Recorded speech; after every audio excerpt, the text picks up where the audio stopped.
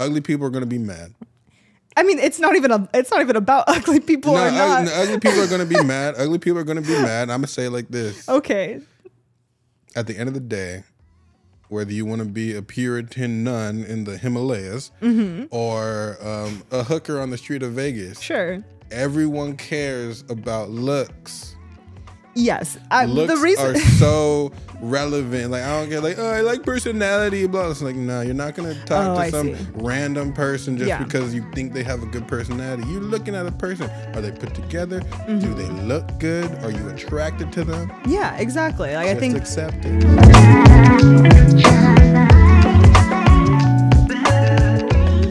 Anyways, welcome back, everyone. All my beautiful listeners. We love you.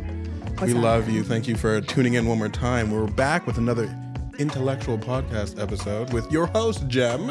And Renee. And we're out here. How you doing, I'm Renee?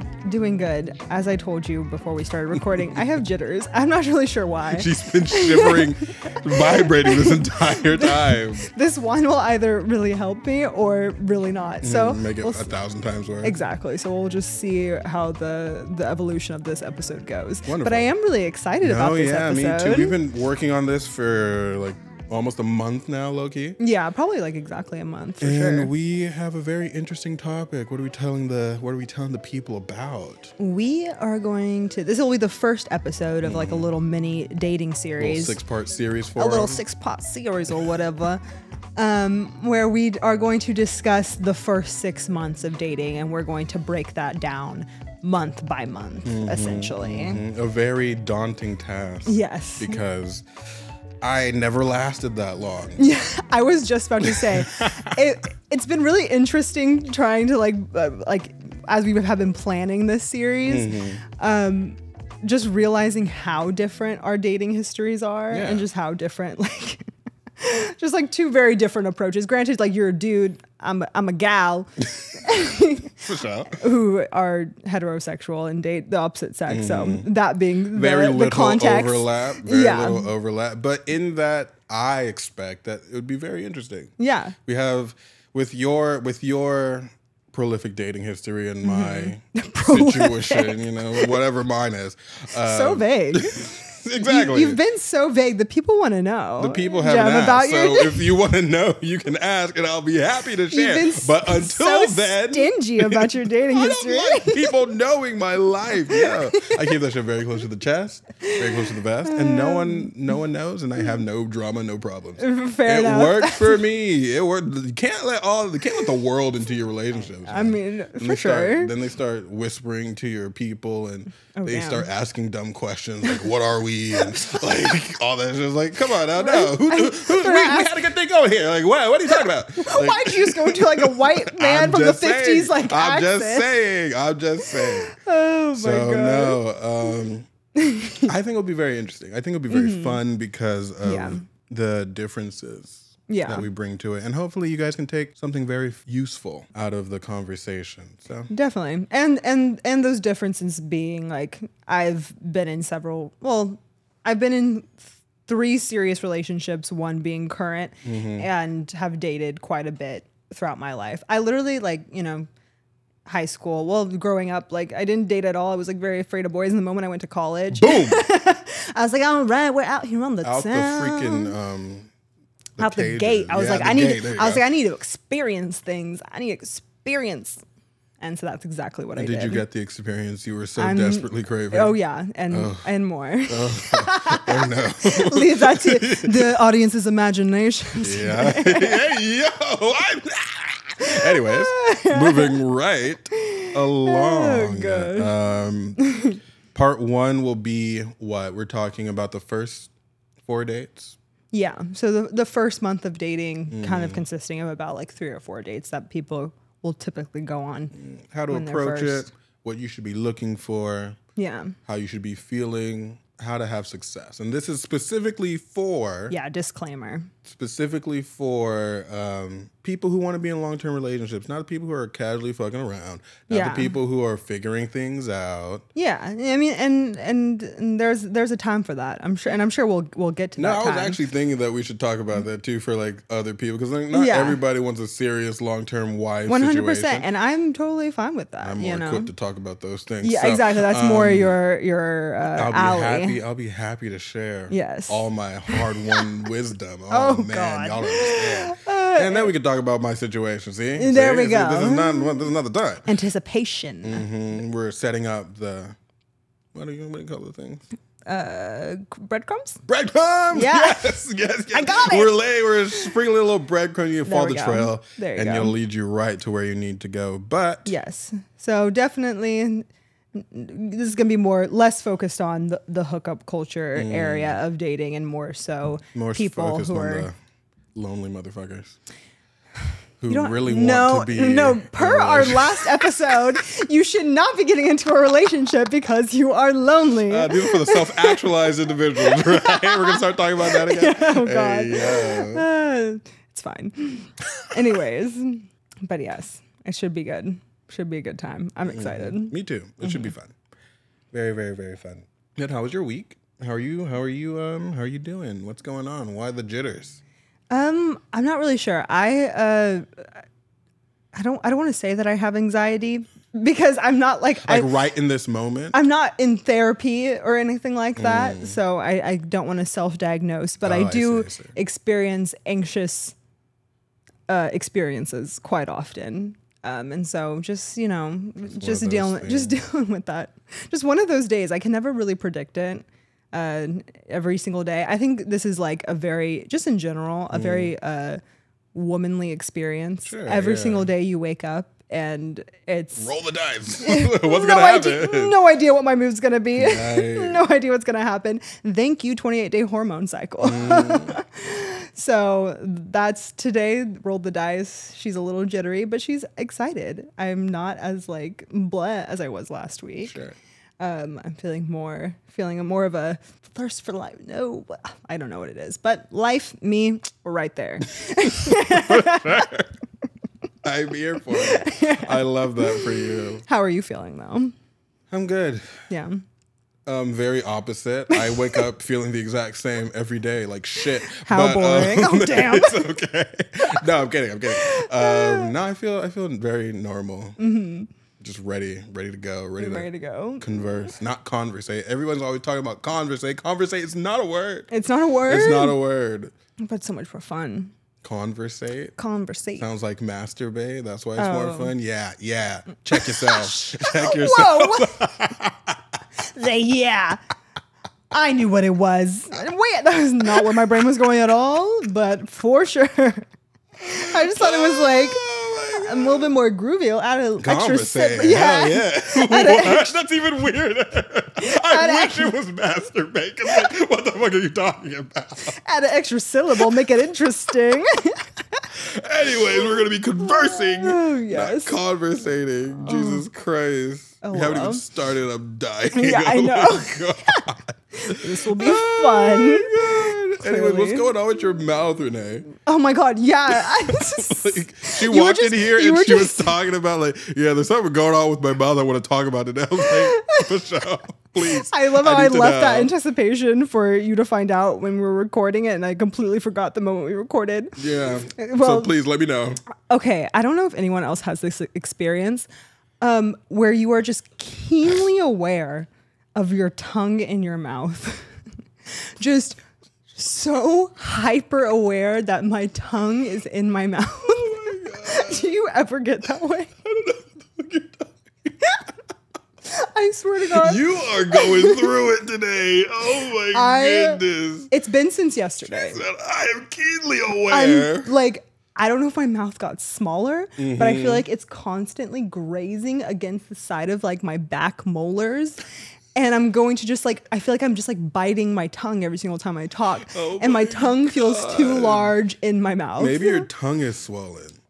Oh my God, am I sick? Maybe you have an allergic reaction to something. Like what? I don't know. You don't eat that much like variance of food. No, so. I really eat the same things. Like even yesterday, I just had like PB&J and goldfish. I sound like a child, and some cut up fruit. some cut up.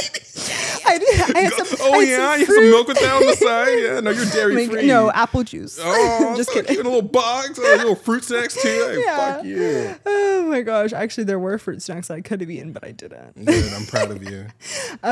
So a food that I eat, I always have PB&J for lunch. Like that's maybe just you're starting to get allergic to peanut butter. Oh my god, that would be so lame. Because I always make fun of people who have allergies.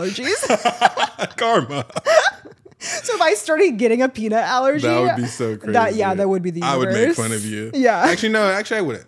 I wouldn't because I don't want a peanut allergy. Right, exactly. The universe is gonna come for you next. No. Better watch out. I'm very proud of the fact that I'm not allergic to anything except for trout, which is. Oh no! Who eats that? Very true. But it like pops up on menus sometimes. I'm just like, what the heck? Why can't I eat trout? Yeah, it's in the salmon family. I eat so much salmon, and you can eat that, but you can't eat trout. I can't eat trout. That's so strange. Yeah, it makes me break out in hives. Yeah. Oh wow. Yeah. At least it's not like shellfish. Yeah, like that's like in everything. That would suck. That would suck. Even though, for what it's worth, I don't eat shellfish. I don't like crab and lobster. I think it's overrated. Me too. I'm so glad you agree. Yeah. Hot take in the food space. I say this all the time, like on my food page. Yeah. Lobster is mid. Yeah. I've had lobster good one time. That was from Maine. It was in a lobster roll. Sensational. And Maine is known for their lobster. Exactly, yeah. But like everywhere else, it's just like me. It doesn't really taste like anything, and it's always overcooked. Interesting. And I saw this guy, he was talking about it. He was like, what do you have to do? Like, lobster is not good. It was peasant prison food. Right. And then it's like, lobster is not good.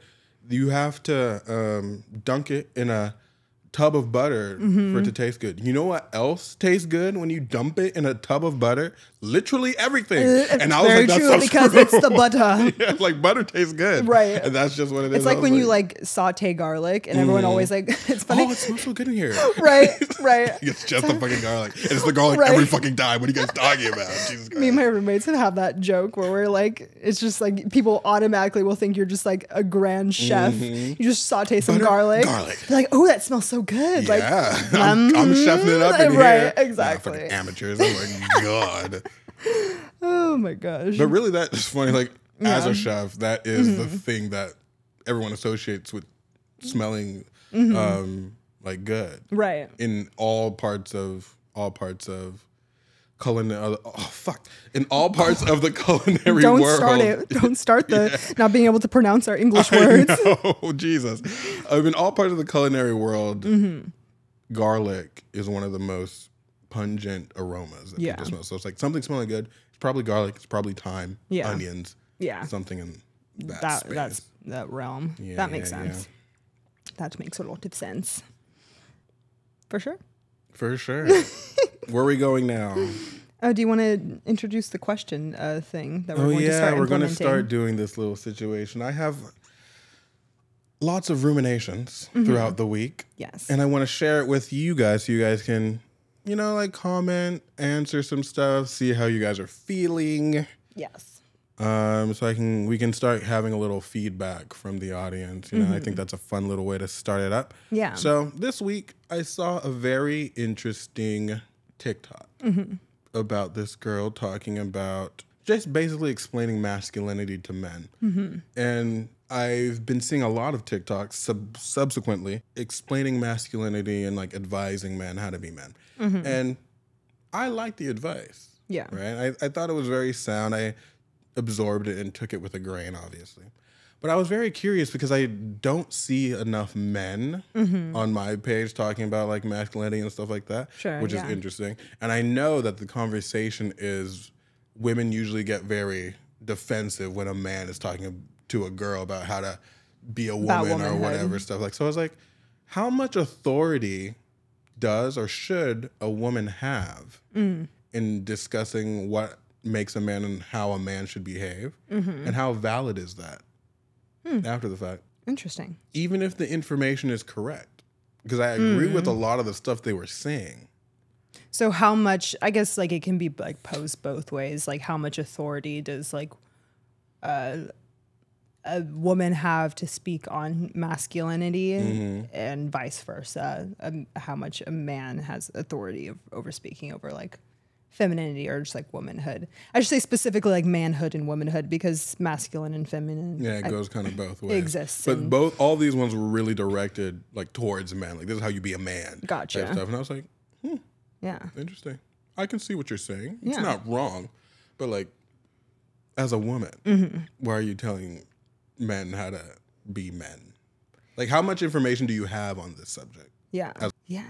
I have thoughts, but we do like want to leave this rhetorical to leave it up to like people to give us feedback and kind of discuss it that way. I am curious to know what like people will have to say or what people think about it. Yeah. Because it is, I feel like it's a very like relevant topic too, kind of in like the relationship and dating space. People kind of going back and forth, even with like the rise of like divine masculine and divine feminine and all that kind of stuff. Again, people. Open the conversation around. Yeah. I have thoughts about that specifically. I have lots of thoughts. Very true. Very true. Well, hell yeah. Let us know what you think. Bada bing, bada boom.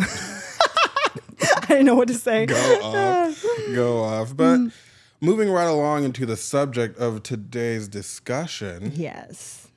What to do when you want to be in a relationship, when you're ready to be in a relationship, and you are seeking one out.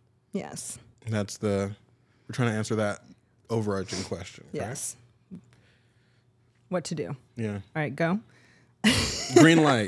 Green light to go. Ready. Yes. Tell the people how to do it.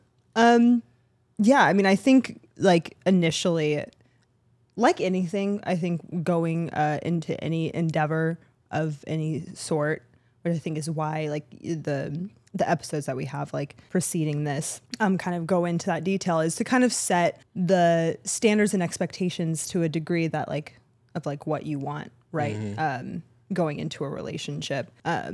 What are you looking for in like a partner? And I think like obviously those things, depending on what it is, like those things can be fluid, right? And they can change as you are getting to know someone, but kind of having an understanding of like what you're looking for before like then going through the pursuit of like a person is important, because then you just kind of going in blind and with no directions. Yeah, or that like never ends well. Never ends well. You just end up in some weird toxic relationship that you didn't want to be in. How did I get here? First, exactly. I don't even know. Well, crazy. And now when you mentioned that, I realized like the last few episodes that we were talking about are very introspective. Yeah. Self-reflective. Totally. So we're setting the stage, like you were saying, for crafting your perspective and what you should want, what you're going through, how to kind of progress your own personal situation into the dating space. Right. And now with this conversation, I think we're moving towards how to apply that. Yeah. In relation to another person. Right. Right? Cool. Exactly. We're on the same page then. Exactly. So as you quote unquote say, serial dater, how do you usually go about? What do you mean? Like what like how do I like set my intentions beforehand? Like how do I like kind of just like go into what frame of reference do you find yourself in as a single person ready for a relationship? Like what does that look like? That's a really great question. This is going to be such a dumb answer. Go ahead. And very infuriating because it's super vague. It's just a feeling. Well, just take a moment and clarify your thoughts. Jesus Christ. Let me move. I've always been the type of person that I've always wanted to grow with the person that I was with, right? So I always enjoyed the idea of at like a safer, younger age, you know, finding someone and being with them and kind of going through that of like growing with someone and kind of then just like looking at my life and feeling as if I was ready and equipped to integrate someone essentially into my life. I was ready to like deeply get to know someone. I was ready to invest myself selflessly into another person. I like that a lot. Like, I really enjoy that because I feel like it hits a very interesting nail on the head. Something that's not really discussed. Yeah. That I hear a lot. Relationships are a lot of work. Yes. First and foremost. Very much so. And everything that you just said was elaborating on how you understand that you're going to have to give a lot of things to other people. Right. So when you're ready to explore someone, when you're ready to invest the time to get to know someone, when you're ready to, what's the third thing you said? I forget. To invest myself selflessly. Yeah. Yeah. I think that's super beautiful, first of all, and also really important. Yeah, no, 100%. I definitely found myself in my previous relationships or just when I was casually dating of really wanting to be selfish, essentially. And selfishness is not like, it's not a negative thing. I don't think being selfish is negative at all. I think being self-centered is, but neither here nor there. Distinction. I don't know what that was, but go on. A little distinction for you. Yeah, not to say this being selfish was bad, but that was where I was existing at. And as I should have been, I'm only 24 now and I was even younger then, right? Like there's no reason for me to be like giving all of myself. You don't even have anything to give. Right, exactly. 100%. What are you giving? What am I giving? It's giving It's giving absolutely nothing. It's giving literally nothing. That is literally exactly it. I was giving nothing. So it was one of those things of looking in the past of like clearly I was not ready because there was things I was still needed to discover within myself that were important, and not that those other things are yet to be discovered with myself, but things that I felt were super important before I could invest myself in a relationship again. Or at all, or just like while I was in my previous relationship, so I was in college and just not being able to function well within those things. So like my first relationship, like lacking the confidence that I needed to assert myself in the proper ways. The first one you had? Yeah, my first relationship and my college relationship. And then into like my second relationship of just like not sorting through like personal like stuff. Bring a lot of personal baggage into the relationship. 100%, exactly. And then in that way, not really wanting the other person to invest a lot in me, but not being willing or capable of investing in them. The capable part. Yeah. It's pretty. Exactly. So I think it's, and that's just like, I think just right the mindset I think is important before getting into and then to start dating and kind of feel prepared to seek out that like serious relationship and whatnot.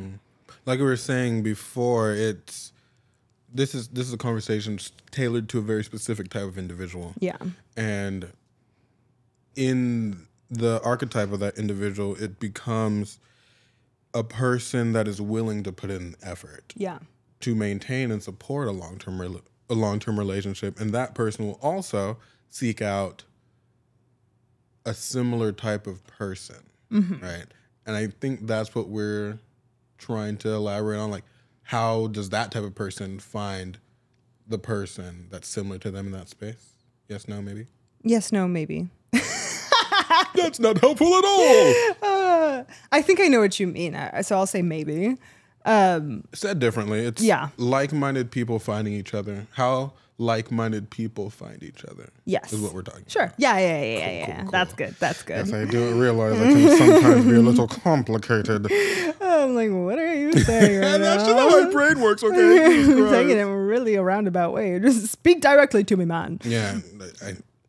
Hard. Yeah. I can't even speak directly to myself. Oh no. I know. I don't ever think it's a problem until I have to communicate. Right. And then I'm like, then it's like, oh, repeat, rephrase. So personally in yourself, you had to be ready and willing to give what is required. Yeah. And then in that, I'm sure you started having some ideation of what you wanted in return, right? Mm-hmm. And you clarified that for yourself, I'm assuming. Yeah. And I also clarified that for myself, not just through like, you know, late night self-reflection or, you know, random morning journaling. It was also through dating as well. When I took for myself, I took like a intentional pause on that to kind of separate myself from the way that I had been engaging in the dating space previously, where I was like, okay, I'm going to take a break entirely because the way that I'm dating, the way that I'm existing right now is not the way that I want to anymore. So let me take a break from it completely, regroup myself, right?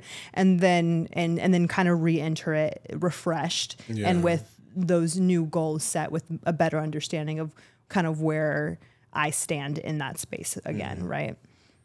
Which allowed you to do what?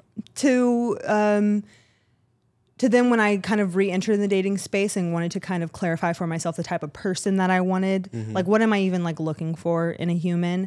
What do I want from a partner, etc. What do I need from a person? Exactly. Right. I know, crazy. Wild. I was able to kind of sift through that and kind of figure that out with a bit more confidence than kind of being like overwhelmed by mess. You know, you got to like give yourself like a clean slate, I feel like. Otherwise you'll find yourself in the same situation. Right. As you were saying, you brought a lot of personal baggage that needed to be resolved on your own to the relationship. And I always find that it's always really annoying when you are trying to like form a relationship with someone, but you're fighting their like personal demons that they can't even deal with. And they're just like expecting you as like their significant other to deal with that stuff. And it's like, if you accept me the way I am, blah, blah, this, that, and the other. And it's like, this is not what I came here to do. Right. And now it's draining me. Right. Like I'm trying to give myself. Especially when they're not even willing to do the work for themselves. Exactly. Especially then, right? But I think in that it creates an opportunity to really clarify for yourself, like we were saying, the expectations, and then delving into ways that you can kind of focus your intent into filtering those type of people out. Yeah. Because a person who really wants to be in a relationship, a person who's prepared to give that, they can easily tell if a person's at that level, or they should be able to, in my opinion. Yes, no, maybe? Yes. I'm going to say yes.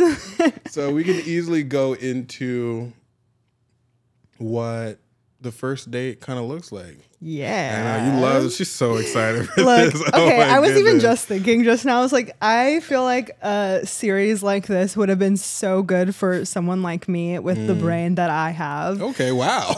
Because snaps to you. I know, and this is for all my like-minded females who are like this. Maybe I shouldn't say females. It's fine. Maybe people don't like that word. All my bitches out there. Because that's so much better. Yes. Oh my goodness. Who are just like overthinkers and like to like kind of think through everything, and obviously you have to, you know, reason with that as much as possible. You can't like exist in life hyper fixating and focusing on everything. But I feel like a series like this would have been so great for me, because I think about this like, okay, what does date 1 look like? What does date 2 look like? And granted, these things, it ebbs and flows, it changes, but like just feeling like the structure is so helpful to kind of visualize what this could look like. That's what dating could look like. Freaking true. Yeah. I like when you said that, I was like, what the heck is she talking about? What is she about to say? You emphasizing like you wish you had this type of information when you were starting out. Right. Yeah, nah, that's real. Right. That's real, because like we were saying, episode 1, so many rules. Yeah. And it's never discussed. Right. We're over here wasting time talking about who's splitting bills and all this stuff, and is she using me for my money and all this stuff that like it matters, but it's like it's very irrelevant to like, sir, you can't even get a date. Like, exactly. Let's start at step 1. Let's start at step 1, please. You're not even getting dates, so this is not applicable. She only wants me for my money. Right. What money? She's probably talking to 7 dudes. Okay, sir. Not you though. Crazy. Not you. Crazy. This is very true. This is very true. Date number 1. Yeah. We love a first date. We do love a first date. Me specifically, I love first dates. They make a lot of people nervous, right? And understandably, yeah. So. I was about to say, like, very understandable. But I love them so much, and maybe it's because of my extroverted nature that I recently found out I was an extrovert. Yeah, but sorry, I just said no. Yeah, it was recently brought to my attention that I'm an extroverted person, which is all fine and dandy. It's not like they're calling me but it's not a bad thing. Yeah, no, it's a good thing. I just never thought. I've just never thought about it. Yeah, but meeting people is so fun. It's so interesting, and then meeting a potential person to like form a connection with, have a like long-term interaction with, super fun. Right. Of course, she's going to be beautiful. So it's like being around beautiful people is always enjoyable. Like, there's only pluses in my mind. This can only be enjoyable. Yeah, and if you go into it with that mindset, you're more often than not going to find some fun stuff. 100%. Sometimes. Well, yeah. I mean, obviously dating is not just the people out there on the battlefield. The online arena. Right. Well, yeah, I think dating in general is tough because you realize that chemistry isn't handed out to you like candy. You know what I mean? Like, you're not gonna have chemistry with everyone. Most people you're not gonna have this sort of chemistry with. Most people are really awkward. Exactly. Especially post-pandemic, everybody's like kind of reeling a little bit. People don't know how to. I realized too, for myself specifically. Yeah. I was so like smooth in the way that I interact with people. It was second nature. It came out. I could call and response type so easily. And now with the pandemic, I'm like staring at them. Brain is mush. Yeah, a little bit. And I hate that because like it was so easy before. But now it's like not as natural and it bothers me. But still, all the dates I went on last year, it's like that was an opportunity to get back into it. I haven't really quite gotten it to where it was before. Yeah. But it was much better. Yeah. And it was much better once I started getting out there, which was super cool. Totally. But yeah, I think depending on like you're saying extroverted or if you're introverted or whatever, like I think the fun parts about like first dates, like you were saying, it's interesting to like, okay, there's just like this new human being who I might have been talking with like a little bit over text beforehand. And like now you get to sit down and kind of like, who is this human? Like kind of get a feel of them. And I kind of look at it, maybe this is a little toxic, but just, okay. I mean, not like in the actual sense, of just like, it's kind of like, all right, I'm gonna like see what this person is about. Like existing, it's a fun, I guess the reason why I said it was toxic because I'm putting myself up on this pedestal in a sense, kind of looking down at this human. Right. Not actually. It's not. But actually, not actually. But well, because at least from a woman's perspective, it's like, does this person like deserve to get to know me more? It's like that. No? Yes, it is like that. I'll never say anything. I'm all for the female. That is some female empowerment I can get behind. Yeah, hell yeah. Does he deserve to be with me? Yes. Right. Think like that, please. Exactly. That's useful. Right. Especially like from our perspective, I think it is very useful. But yeah, I think it's fun. It's fun because you get to like see as well too. You have like maybe like this, like I said, the texting back and forth, maybe some like tension like building up. Now you get to meet the person and kind of explore that and get to know them and who they are. And I think it can be like a fun little back and forth and whatnot, right? Super interesting. Super interesting. So month one, right? Yeah. Month one, first date, second date. I'm assuming that everyone is going to be at least dating once a week. Yeah. Right. So this is the first 4 dates, the first month. Yeah. Date number 1 should be super exciting, super fun. And what should you be focusing on? All about the physical. Oh.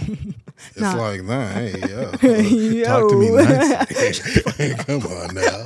That's crazy. But no. Yeah, it should. Whether ugly people are going to be mad. I mean, it's not even about ugly people or not. Ugly people are going to be mad. Ugly people are going to be mad. I'm going to say it like this. Okay. At the end of the day, whether you want to be a Puritan nun in the Himalayas or a hooker on the street of Vegas. Sure. Everyone cares about looks. Yes. Looks the reason are so relevant. Like, I don't get like, oh, I like personality, blah. It's like, no, you're not going to talk to some random person just because you think they have a good personality. You're looking at a person. Are they put together? Do they look good? Are you attracted to them? Yeah, exactly. Like, just I think accept it. The first date should, even if you maybe randomly met this, I guess it's a little different if you like randomly met this person out or you've been talking to them via like a dating app. Now you're sitting down like, all right, I've been talking to this person maybe very briefly, sitting down, getting to know one another. You want to suss out like literally like step one of whether you should be in a relationship with a person. Do we have any natural chemistry? Like, do we like have like a fun like ebb and flow of things? Do I like literally like am I attracted to them physically? Like I think that's like you're catching a vibe, for lack of better words, essentially of the human being. I caught a vibe. Exactly. I love her. She's so cool. Oh gosh. But yeah, and that's why, and it's funny because this was one of the things that I did not realize where we differentiate on about first dates. For me, and that's why I don't feel like the conversation matters and like unless like this homeboy is doing some wild crazy things of just like acting some type of way. The conversation itself doesn't have to be like anything super crazy. It's just getting a feel of a person. You want to ask them about their family, their friends. What do they do for a living? Why are they doing that? Do they want to be doing something else? Why do they want to be doing that? You know, just kind of getting like a sense. Unraveling the first layer. Exactly. 100%. Peel them like an onion, baby. Like Shrek. What the heck? Like an onion. Hey, yeah. The onion has multiple layers. Oh, yeah, I'm aware, but also cakes have layers. Jesus Christ. Sweeter, maybe a little bit. Yeah. I don't know what type of men you're talking to, but go off. Men that like onions, I guess. Actually, I like onions. Right, what are you saying? Anyways. So attraction and chemistry, quote unquote, vibes, as she says. Exactly. And what does that look like? Well, what I was just saying of just like you're asking someone like, and I think the reason why like you're asking about like these general things, because you're picking up like where they can be like more serious. You're trying to pick up like what their humor is and whatnot. Not even just their humor, but just like also whether they kind of jive with like, your personality and whatnot. Can you have like a nice, fulfilling conversation? Because I've definitely walked away from first dates and have been like, just like depleted, like, you know what I mean? Like you have like the basic conversation and it's it's just like a no-go, and have the exact same conversation or covered the same exact topic on a different first date. And I feel, revitalized. And I'm like excited, you know, because it has nothing to do with what exactly we talked about. Obviously it does if you hear really weird things about like, I don't know. Like you were saying that one guy who was telling you on the first date. Oh my gosh. Oh my okay, guys, goodness. I have to tell you this story. I went on a first date and I guess I'll just like kind of like say this. I like usually around like the second date, I like to ask the guys that I've gone on dates with what their like why their last relationship ended, or ask them about their very first relationship. And that usually tells me all that I need to know about said gentleman. This one guy I went on a date with, I want to know this guy, first date. Very, very first date. And I asked him about his last relationship and why it ended. And this man proceeded to tell me, and so every single word but saying the word that he cheated on his girlfriend of 4 years, said that he cheated on his girlfriend of 4 years. He was like, oh yeah, we were getting distant, yada, yada, yada. I had a really good friend of mine and we just started hanging out more. And he was like expressing it and trying to romanticize the shit out of this like story. And I was looking at him, I was like, this man cheated on his girlfriend, and he's fully telling me right now that he's cheated on his girlfriend. Out his mouth. First date. I was like, so what happened to your ex? Yeah. Oh yeah, I cheated on her. Right. Sir. What? Sir, I don't care that you did it. Why is it the first thing that you say? Lie to me. Like, come on now. Lie directly to my face. We're all about the honesty, but like, goodness, where's the... Not the first date. Don't tell me that. Oh my God. Like, don't tell me that. Men can be so dumb. So dumb. Like, why did he... Oh my God. Like, why didn't you think that was going to be a thing? Right. Right. It's like you're telling your potential new girlfriend that you cheated on your last girl and you thought that was just going to like fly? Like, what was the goal here? This will show her that I'm a romantic and blah, blah, blah. Like, no, it shows me you were nothing. I follow my heart and like, I'm such a lover. And then you're going to cheat on me. That's what that tells me. You're undisciplined and you're psychotic. What do you mean? Literally psychotic. Jesus Christ. Horrible. Sir. So don't do that. Oh my goodness. Oh my God. That's so crazy to me. Yeah, it was absolutely insane. So definitely if like something like that happens, red flag. Yeah, you could probably say that you don't have to listen to the rest of the series. You're done. Don't go and just move on. Please, we're out of here. It was really unpleasant getting to know you. I will not be contacting you again. Thank you very much. Bye-bye. Exactly. But yeah, that being said, first dates from my point of view is kind of just getting a feel of the person. Where you said you don't care to know about their career or their family or general yada, yada. Information is so boring to me. Yeah, because it makes the first date feel like an interview, and everyone has their little checklist that they all start like, oh, so like, where are you from? What school did you go to? What was your major? I was like, I was over that when I was in college, and that stuff was super relevant, right? Sure. So I'm like, now, almost 10 years later, that's not what I want to go into date trying to figure out. In my, because what I'm trying to do really is make it interesting for myself. Fair. And in that, those type of conversations aren't really interesting to me. Not to say that they don't come up, because like you were saying, it's a very basic thing it's like very natural, right? But I try to interweave it. I try to make it into like a narrative. I'm not going into it being like, oh yeah, I work at this place and I do this. I've been doing this for this year. Like, I wanna find out more interesting things. Like, what's a typical first date Jem question? Yeah, that Jem asks. Like, honestly, like I was saying earlier, it's like, if you were a Pixar movie, what movie would you be? Right? I hate those questions. It makes her freeze because of her anxiety or whatever. But like, those type of questions to me, which are open-ended and like pretty interesting and sophisticated, I feel tell more about a person, to me specifically, than like, what town did you grow up in, right? Because you can interweave these facts about your life into those answers. Totally.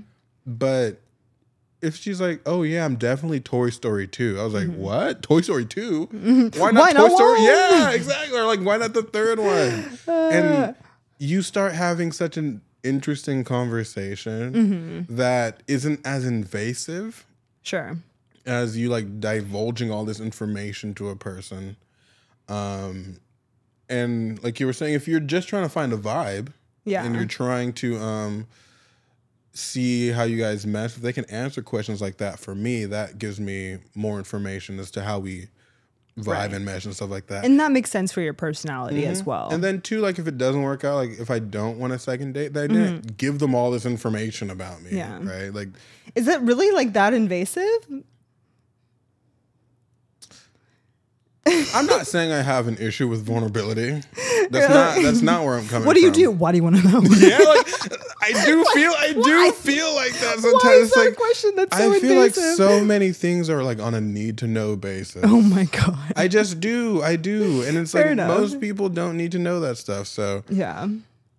Let's talk about things. Well, let's talk about life. Let's talk about something that's more interesting. Sure, but that can lead into those sorts of like discussions. Like when you ask someone like about their career, like that can, like I've had that question go two ways, where they talk about, they're really passionate about what they do, and so it kind of goes into this whole conversation of that, and then that kind of leads into like maybe like childhood, how they grew up, and like, and that like I came into this and this is what I really wanted to do. I've always wanted to be a fireman ever since I saw that. Yada yada yada. Yeah. Or it could be like the opposite, where like, oh, this is just where I'm making my money, but this is what I really want to do, and like, and vice versa. Like I've been in like situations where that was a conversation. I'm like, well, I do this. Like when I was like a server, I was like, that's how I make my money, but that's not what I enjoy. And so we'll have this whole conversation where I'm talking about my passions and whatnot, and that kind of leads into like a more of a flow, right?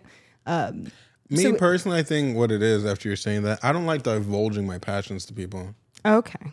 First date. I love talking about my passions. Well, it's just like, yeah. More power to you. I don't think it's wrong to do that. Just me personally, I don't know. If I'm telling all these people, and I think this is just how I get attached, right? So if I explain all these things to you, then naturally I'll feel closer to you. Yeah. The more I will want these things to like continue, right? So maybe that's not a useful mentality for me to have because I get attached too easily. So if I'm over here divulging, I feel like, oh my gosh, she's listening. She's like wants to know all this stuff. I feel so connected to her. And then I don't get a text back. Yeah. Like that's not useful at all. So you're hurt. So that's what you're trying to protect yourself. I'm not hurt. I'm trying to protect myself. I've been hurt, and I understand how like people are, and like I've designed a more productive way for me to interact in those spaces. That I will keep a healthy and friendly distance until we reach a consensus with each other, right? Yeah, I think that can be divulged, that can be or discussed more later because I'm curious about that. I don't think that like that is. I just get attached too easily. For sure, that's fair. And you have to set up these things for yourself so that you can set up yourself up for success. Exactly. In a way that you have proper boundaries so that you're not. And then like if I get too attached in the first one, I don't get a text back. Then I'm a month and a half stressed out and not giving my all into the other ones. Yeah. Right. Fair enough.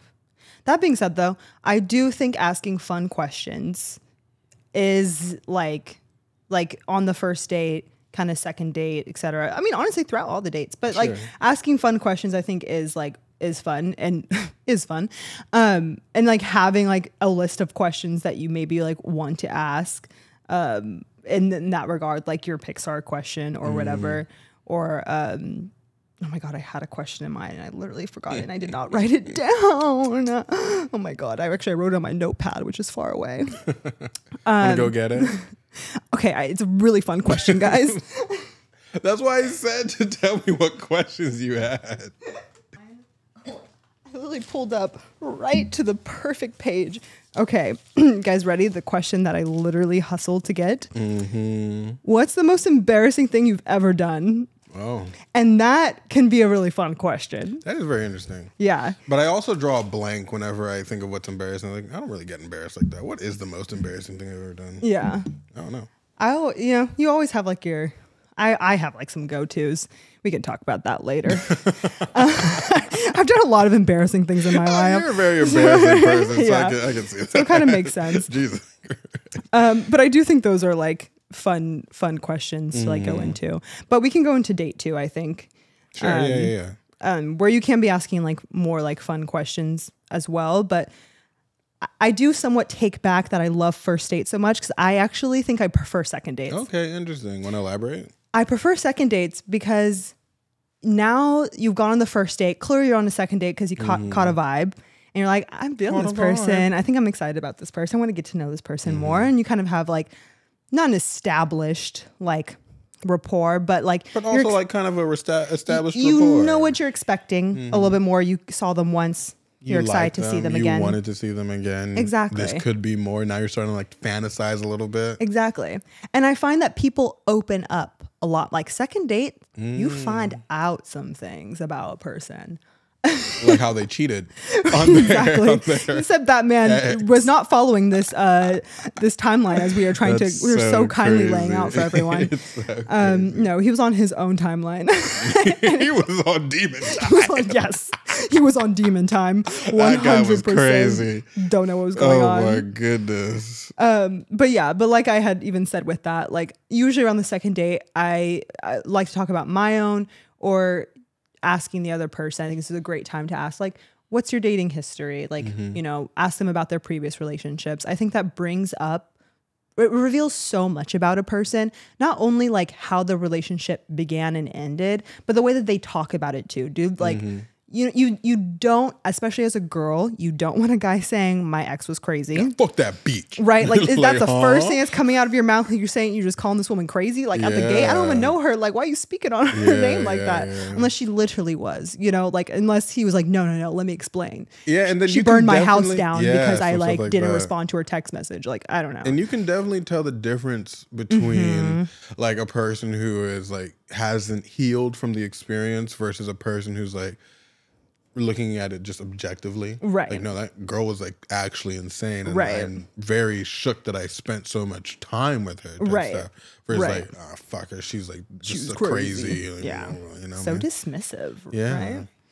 And I think that also really conveniently leads into what they're looking for, where their intentions are in relation to yours, right? Because if they just broke up like a week ago, they're probably not ready to hop back into a long-term relationship. Right. And if you're ready for that, might not be the person for you in that space. Or you can see where they are in relation to all that stuff. Yeah, no, 100%. Super important.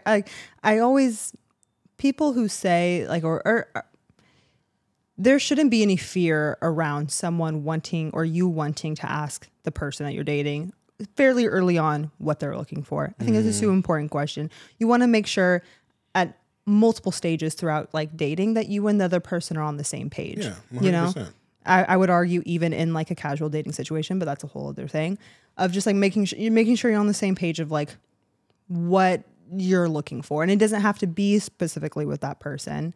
But even kind of going to that, like, what does that like, when someone asks like, what are you looking for? And they're like, okay, what's the answer? Like, what's like the right answer that like one should give? Sure. And at least from my perspective, and I want to hear what you have to say. Like, I think basically this is what I said when I was starting to seriously date was just like, hey, like I am looking for something more serious. I'm not really looking to like have casual interactions and whatnot. Obviously, like I'm not, like married to the idea of like being in a relationship, but it is something that like while I'm dating, that is something that I'm looking for. I'm not dating casually. I'm not just dating anyone. Like I'm seeing if like this could be something more, right? And kind of leaving that. Because you don't want the relationship hoppers. you don't want the people. Me too. I just broke up though. I'm looking for a relationship with literally anyone. Are you here? Are you ready? Will you take ready, me? But sir, not for you, right? Yeah. Because you don't want that, and then and also just like you don't want the people who are just like looking for a situationship. And obviously, anyone can say anything to your face. True. True. But kind of those initial, just like it's good to know that is at least like said, right? What those expectations are. And truly, if that is asked on the second date pretty early on, it catches people off guard in a very interesting way because you don't have a lot of time to like craft a certain answer that you think that they're looking for, because especially if the person who's wanting a long-term situation is asking it, do they throw that question back at you? What are they saying? Are they being honest? You can easily tell second day. It's like, are they like hesitating? Are they like, are they choosing their words? Right. Are they trying to be dodgy or whatever? Right. But like you said, the question or the answer that you gave was very like spot on. Yeah. I'm open to exploring this with you, but my end goal is this. Yeah. And like you were saying, I think too many people are so scared of ruining something good because their expectations don't align. But why would you want that? Exactly, your expectations are aligned. That's the thing. It's like, no, I really like him. And I think this is where people like kind of settle in that is that you already went on this date. Yeah. And you've probably been on a couple other dates and they're not as interesting as this guy. Yeah. Right. So it's, damn, I either have to start from scratch or continue exploring with this person in the hope that we start aligning. Yeah. Right? Which is very fair. I understand it. Yeah, I get it. And usually it's better to cut your losses. Right. And to be brave enough for yourself to ask those questions like up front. I think oftentimes too, the reason why people won't ask these questions, the initial like first, like second on the second date is because they're afraid to know the answer. Because they're afraid like, oh, I really like this person. You know, you've only been on one date with them. Stop fantasizing about that future. Get that out of your head. It's hard. I love it. Get it out of your head. You don't know him yet. I know enough. What? I know enough to fantasize. Fair enough. So you don't want to know the answer. You know, essentially, you're afraid of what that answer can be, but it can potentially, not entirely, it's not foolproof, but can set you up for better success if you do have that answer. Because if you do get an answer where it's like iffy, wishy-washy, or they're just like outright not looking for what you're looking for, that you can have then the courage and the self-respect for yourself to then effectively move on from that. Because it's not this, they're giving you the reality, not the fantasy that you were just looking for. Exactly. And believe what people tell you. Right. And with every person that's out there telling you one thing that's not aligned with you, there's going to be a person that will align with you. You just have to take the time to find those people and align with them. Yeah. It's not that hard. But I would answer that question. How would I answer that question? What are you looking for? I would probably focus more on how I'm not fixated on relationships for relationships' sake. Right? Yeah. And really focus in on the connection that I'm making with a person. Okay, so we're gonna just do it right now. My name is Courtney. All right, Courtney. So Jem. Go on. Why do I still have to be Jem? Oh, it's okay. I don't want to think about it. You are. What's your name? Your name is Derek. Derek and Courtney. Horrible names. I should never name children. Yeah, you're done. You are done. A baby name generator do better than me. Anyways. All right. I'm over here being Derek. So Derek. Derek sounds like a douche. Yeah, I'm just going where the wind takes me. Shut the fuck up. On the open road. Head ass. Oh, head ass. What are you looking for? In what capacity? What do you mean? Could I elaborate? What do you mean? What looking are for? like with dating, like in your dating life? Like, do you want a relationship? Like, are you like more casually? What's going on? I'm gonna keep it real with you. One time for the switched up. One time for the one time. I'm not married to the idea of being with a person for the sake of being with them. I am open to see where our interaction takes us, but at the same time, that's not what I'm here right now for. My thing is to decide, because this is only date number 2. I don't know if I want to date you. I'm here right now to decide if we can cultivate a connection. And if we can cultivate a connection, I'm willing to explore that to where it takes us. Bada bing, bada boom. And oh, you're not done. Well, like the role play is done. The role play is, I'm no longer Derek. Jem's back talking to you one more time. Yes. I think that can come across as non-committal, especially for a person who has those expectations and they're like, well, I want someone who's like ready for a long-term relationship. Like they're seeking like those trigger words. Like, right. Like, oh yeah, I want a long-term relationship. But for me personally, I think that's more honest with them and myself, because the idea of going into these interactions for the sake of a long-term relationship, in my opinion, kind of robs the experience. Totally. Especially date 1, date 2. Date 4, and we'll talk about this when we get there, that makes more sense to me to really be like, all right, so where do you want to take this with me right here? Are you thinking more short-term, more long-term? It's like, honestly, at date 2, I don't know. Yeah. I honestly don't know. And that's such a heavy thing to really decide right there. And I think that kind of takes a lot of the romance and the mystique out of it a little bit.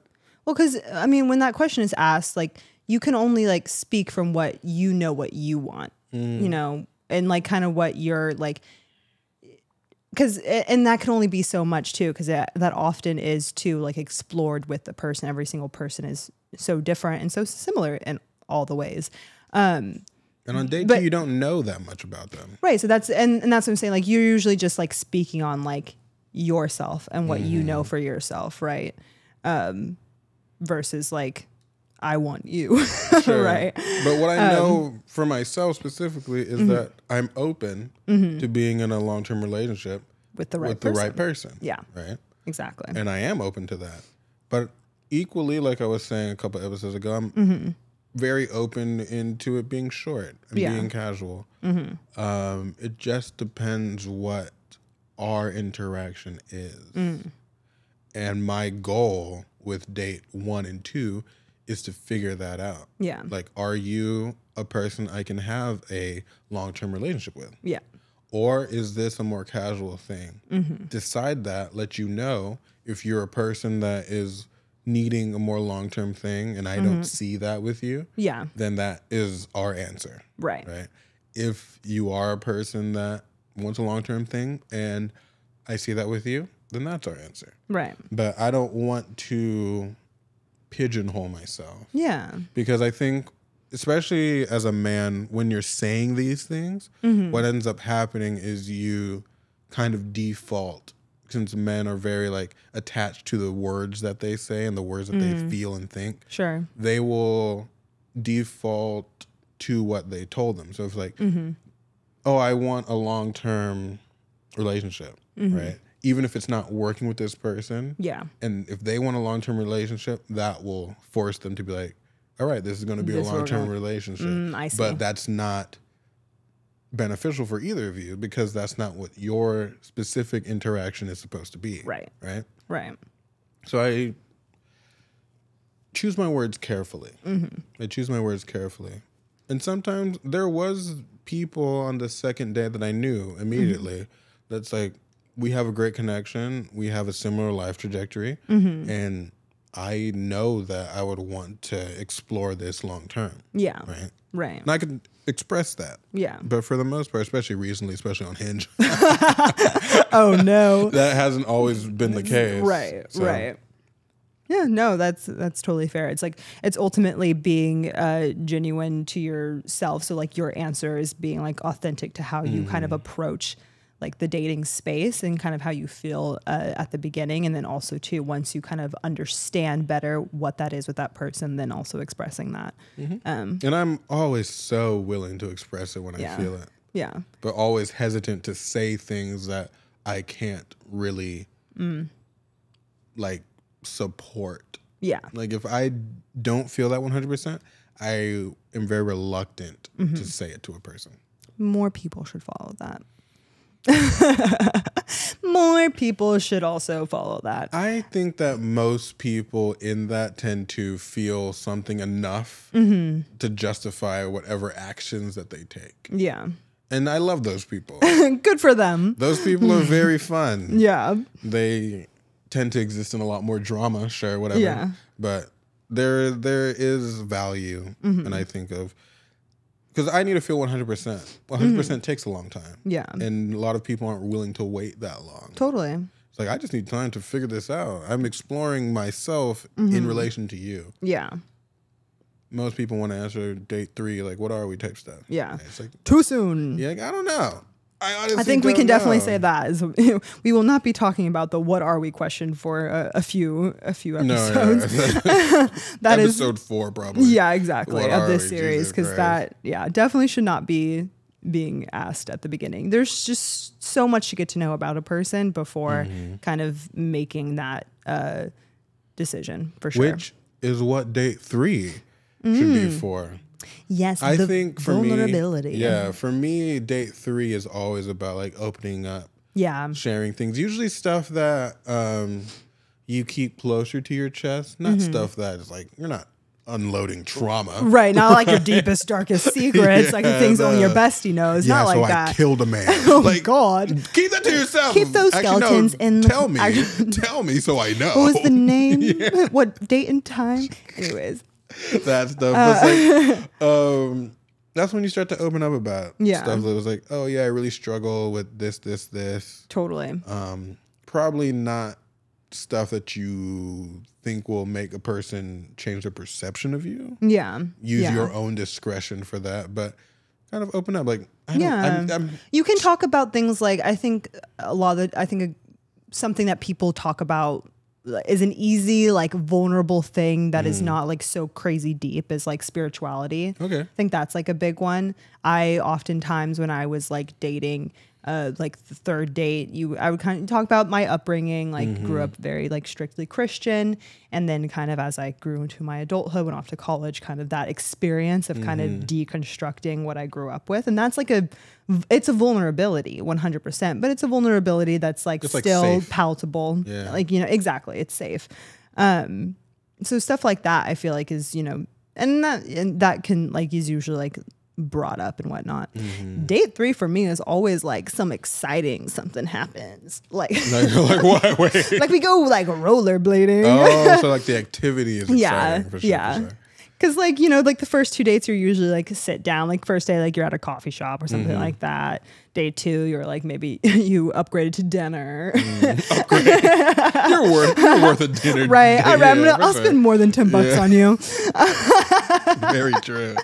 And then like date 3, this is very like superficial, but yeah, date 3, I always liked and kind of like just like the flow of things. I don't know, with the guys that I was dating, it was like date 3 was always when we would go do some sort of activity together. Mini golf. Because at that point too, you've had the, what are my hobbies? What do I like to do kind of situation. Know. So you can go like, I've gone on hikes with like guys who like enjoy hiking. I enjoy the, right. I'm like, it's not gonna be 10 miles, right? Anyways, like I like a hike, but a casual hike. You know what I mean? I mean, I'll do a little parkour. Don't get me wrong. Are you hiking or are you parkouring? Both. Get it together, goodness. But yeah, like you learned enough like of facts about the person where you can then go and like do something fun on like that third date, right? Sure. That you guys know you will both enjoy, or the guy thinks that you'll enjoy, or whatever. Yeah. I think movement is actually a very important thing for dates. Movement makes people less nervous. It's very scientifically proven. Yeah. I don't know who proved it scientifically, but it's proven scientifically. This is very true. It helps like release the tension and just the anxiety of like, all right, I'm getting to know this person and they're getting to know me. And it also helps men open up. Oh, specifically more than women, scientifically? Because women are actually socialized to divulge information and share because they are very interpersonal. Totally. Right? I see that. Yeah. Men are socialized to do things and to exist in action and activity. Yeah. If you combine the action and the activity with the divulsion, it kind of tricks the brain a little bit into not being so hesitant to like communicate, because you're focused on something. You're moving around, and that helps you think and helps you relax. Yeah. So you're not like, I'm sitting in front of this person, I have to say things, I have to talk about stuff. It can be very limiting for a lot of men. Interesting. So yeah, little pro tip. If you want to get into the mind of a man, third date, vulnerability. Take him on a walk. Yeah, like walk him like a dog. Whoa. I don't know what you're into. It's the sound. Walk him like a dog. No? You don't know what I'm talking about? They probably won't know what you're talking about. They'll know. Okay. Anyways. I'm not on that They'll make me feel seen. I'm not on that side of TikTok. Anyways. Hey, but no, yeah, take them for a walk. Arcades are a very fun situation, like Dave and Buster's. Oh, yeah. We love a good Dave and Buster's. Very fun. Rock climbing, if you guys like into like exercise and gym type stuff, right? Things like that, and you'll get to know a lot of interesting things. Yeah. I think the third date's also a good time to kind of align expectations and where your like future is going, not with each other per se, but just like what where do you see yourself in like the next couple of years? Right. Are you gonna be in town? Are you planning on moving? Yeah. Do you have a new job out in like Seattle? Right. Stuff? If the girl you're on a date on is like, oh well, I'm gonna be moving in the next month to like to across the country. It's like, all right, are you wanting? Long term is probably not exactly in the cards for y'all. Exactly, unless you are totally okay with long distance doing that, which I'm just gonna say right now, this is my opinion, 100%. You should not be okay with that. Yeah. You know what? Fair enough.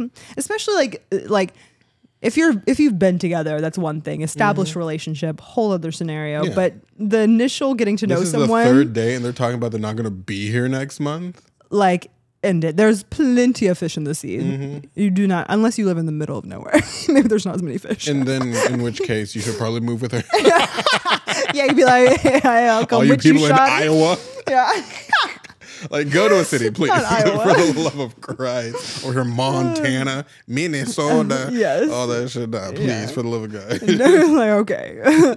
But yeah, no, I agree. I think it's important to like make sure like life is like aligned, or just to kind of have yourself like prepped in that way. Because even I remember when like me and my boyfriend were on like our like first initial dates, and like I model it part-time, and so that being like a thing of like, if I want to model more, like I do plan on wanting to like go to New York and like potentially like model in other countries and whatnot. And I don't know where I want to be settled in, but also at the moment I want to be settled in a place where my career can be happening, and the type of career that I'm pursuing, I want to be in major cities. Sure. And that being like a thing, like, okay, like that's, if they want to open up a farm in like the Midwest, probably not. Exactly. 100%. 100%. Which I think too, a disclaimer we can add is that doesn't necessarily mean to like end it outright. No, right? But it's like you were saying, to set those expectations of like, okay, if I'm continuing this on, there is a possibility that this person is going to be gone for a month off somewhere. Am I like okay with that? Exactly. Is that a person that I want to be with that has this sort of lifestyle, etc.? So I agree. Lifestyle can be very tricky. You think you're equipped to handle certain things, right? Until you have to handle certain things, and then you're like, maybe no. Jet setting around the world is not for everybody. Yeah, some people are only in town for 129 days of the year. Yeah, the other 200, I can't do math. They are flying around. That's fine. Right. No, definitely. I agree. Was there anything on more on date 3? Or should we get into date 4? Date 4, I think, is where we're at. Date 4 like feels very weird to me, because so many different things could happen. First of all, date 4 could never happen if date 3 didn't go well. True. Yeah. But I think, and maybe this is kind of how it is for everything, all these are kind of like date 1, date 2, date 3, date 4. They're all kind of concepts. Right. 100%. You can easily have any of these at any point in your interaction with a person. You can have it in date 1. If you guys are spending like 6 hours together, you'll probably hit all these. You'll hit all of these points. But date 4 as a concept, I think that's when you're at a month, you've seen each other enough times, you are deciding where this is going. You're deciding officially how you actually feel about the person you've been seeing for the last month. Yeah, a checkpoint, if you will. Yeah. Intent checkpoint. Yeah, exactly. Yeah, I mean, I think for the person, like, sussing out whether the person that they're dating is wanting a serious relationship, this can be like a pretty important point. And like in a way where you can maybe like, because at this point, like you said, you've been seeing each other for a month. So at this point, there's gonna be some conversations that you're kind of having and getting a little, exploring those more, or expanding more on those conversations. And you can continue expanding on like the conversations of like what you're looking for, and et cetera, et cetera. I think this, at this point too, it's kind of different for a guy versus a girl, and kind of where you're kind of feeling that out. Sure. Where I think we would agree, like the guy from the girl's perspective, it's like, okay, you want the guy to be telling you at this point, I like seeing you. Like, I think we have a good time. I want to continue this. I want to continue to see where this is going. This is by no means define the relationship. I want you to be my boyfriend, girlfriend, like conversation, but it's more of a conversation of just like, I like seeing where this is going. I want to continue that. And in a way of like us like exploring each other more. And because I think then once you kind of move past this point, we'll talk about it. This will be like the next episodes. It can get kind of like murky and like you can kind of be floating in like a weird purgatory in a relationship. Like this is the point where you decide if this is going to be a situationship. Exactly. Or like moving towards a long-term relationship. Exactly. 100%.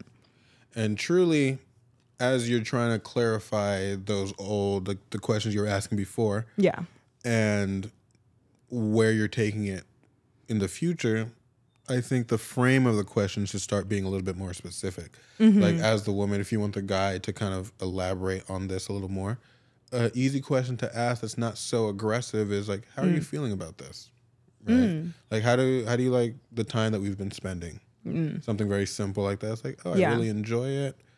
And they can elaborate as they elaborate. Yeah. And then you can reciprocate the energy if you do or not. It's like it's like a good time to really balance the feelings that you both have. Like if someone's like much more into the other and you're kind of coasting and like, I don't really know about this, then you can easily mediate that. Right. Could be a very intense, hard conversation. Sure. Totally. But necessary if you are trying to move in a certain direction. Yeah. Right? No, I hear that. I definitely to a point, I like the way that you phrase that question because I do agree. I think it is less like aggressive than like saying like, what are we? Right. Do you like me? So what is this? Like, let's, okay. All right. It's nothing anymore. Right. Like, why that? All the blah. We've only been seeing each other for 30 days. Yeah. But I kind of always have the standpoint of girls never asking questions, and that's not true. It's not you never ask questions. But I guess it's because of that. I'm afraid that like when women get into this like position where they feel like they have to ask, it's because they're asking from a place of like anxiety and neediness. And exactly. Yeah. In which like you actually don't need to ask that question. Like the anxiety that you're feeling in the pit of your stomach is the answer. Right. So my advice in that way, it comes out of the understanding that sometimes that question and from both ends as well. I'm sure men do this as well, right? The anxiety of like, oh, does she like me? Is she into this? Like trying to like suss that out and kind of asking that question out of some sort of like need for that person to like you back, right? Because you are feeling a little vulnerable, right? And you want to be validated, a little placated, in that space. But well, I agree with that, right? 100%. I think too often it's not communicated. Right, at all. And it's better to have that communicated than not at all. Like, even if that is the source and you need the validation, on paper, it can be a little dicey, right? Because of these unspoken rules that these dating things are. It's like, oh, like, you don't want to play your hand too aggressively because then they'll know where you are and they can take advantage of that or whatever. Most people aren't like that. Yeah. Most people are kind of oblivious. You are over here, and this is like kind of the nature of anxiety, and a lot of times it's like you are in your own brain so intensely that you project that onto other people. And just asking, you might be surprised, like, oh, like that's how you were feeling. I didn't even know that. This is where I'm at. You'll be instantly calmed down. Versus like trying to wait for whatever they're trying to say, see what's happening, and hope they might say the right thing to calm you down, and you're just just buzzing, with shaking the entire evening. Wanting to know. It's like, are you okay, man? Like, what's going on with you? That's kind of crazy. Yeah. So, in the same vein, for me, and is completely contradictory to what I just said, but actually, it kind of like goes hand in hand to a degree. And it's going to be, I'm hyperbolic, so I'm just going to say it. Okay. A woman, you could literally do anything and say anything. And if he likes you, he'll respond in kind, you know, like if you ask like a needy question, if the guy's really into you, he's not going to see it as that, right? Yeah. He's going to respond in kind and be like, yeah, I'm really into you, et cetera, et cetera. And that kind of going hand in hand with what I was saying before, because it, like, if you sense that a guy, like, if your body senses, I feel like there's just like an energy that exists that you kind of have an understanding of when someone's like into you. It like the question, like, I don't know, it's like twofold. Like, you won't necessarily need to ask the question because it's kind of there, or it'll already be kind of expressed naturally between the two of you because you guys are both feeling one another. Or if you are, you know, the type of person who does, like, despite like maybe how you feel or how the person is treating you, maybe because of like past relationships, you have a certain amount of uncertainty and needing to ask that question. If the guy's into you, they're not going to be like off-putted by that question. Yeah. Like, that's not going to turn him off entirely. Like, all right, well, everything that just happened, like, it's completely out the door because you asked a question about how I felt. Like, the audacity. Do you know who I am? Right, exactly. And that is when you run, right? So yeah, so to your point, like, it does matter. It does matter. I think it matters more for the specific person. Yeah. Right? What we're trying to get at, and you can correct me if I'm incorrect. Yeah. Knowing the nature of why you're asking the question. Yeah. Right. You can still ask it regardless of what the nature is. Yeah. But for you specifically, know what this is. Is this anxiety because you need a certain level of stability and validation for you to feel safe enough to move forward in this interaction? Sure, yeah. Or do you just want clarification? Yeah. And both are valid. Both 100% are valid. Just do what you need. And like you said, if the guy likes you, validating you should not be a problem. Yeah. And if it is a problem, then that's your answer. Yeah. Because, not to say that all feelings are invalid, but a lot of the anxiety that people have with these new interactions are misplaced. Yeah. Right. You observe something, you experience something, and then your feelings are doing something that isn't necessarily what is grounded in the experience that you're experiencing. It's in the experience. It's in the experience that you're interpreting. So, giving the other person that you're interacting with an opportunity to placate you and clarify what that situation is, I think is very useful, because you can listen to that and be like, oh, like, you're listening to your body. If you wouldn't be feeling that way if this was the right person for you. Right. And then ruin the entire, like, situation that is actually something that could be very useful and is working in your favor, but you're just feeling some type of way about it. Right. That may or may not have something to do with the person that's in front of you. Use your discretion. That is a 100% case-by-case basis. Sometimes discretion is key. Yeah, for sure. That is what that is. Agreed. And that's date 1 through 4. So date 1, if we want to just summarize this entire thing. Yeah. Date 1 should be lighthearted and chill. It's about attraction. Do you like with this person? Do you vibe with this person on like a basic level? Basic. Am I attracted to them? Do I find them physically attractive? And do I find them socially enjoyable? Yes. Perfect. 2 would be the chemistry, humor, values, what you guys are going on, intent to some degree, but like lighthearted. Yeah. Right? Number 3. You're opening up a little bit more, kind of getting to the more vulnerable topics, expressing any expectations and whatnot. And then establishing future planning a little bit. Yeah. Making sure that you guys are both on the same page.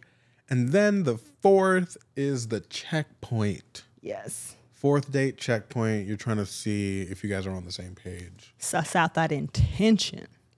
100%.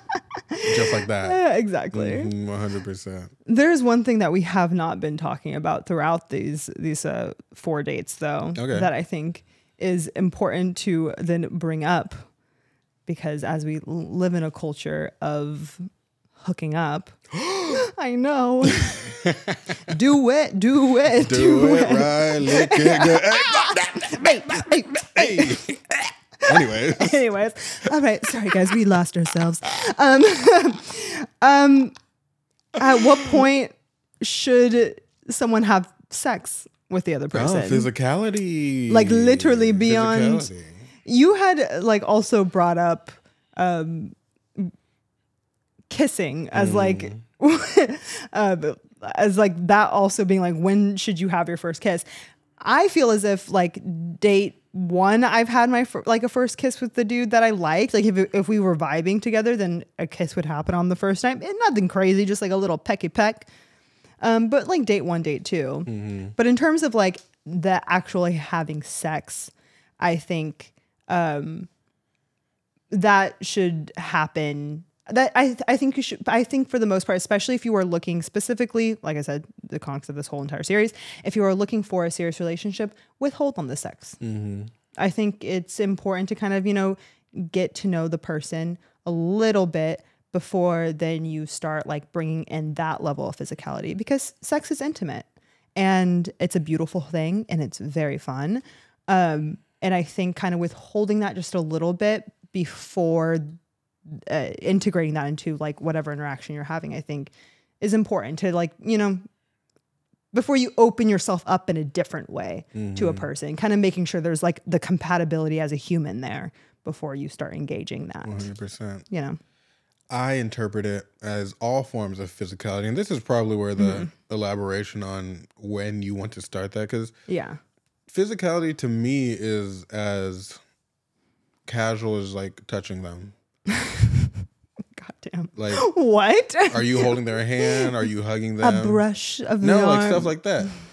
Make all the jokes you fucking want. Look, Renee. like building up the tension, I agree, of like that physicality before you engage in sex. Totally. I'm all here for it.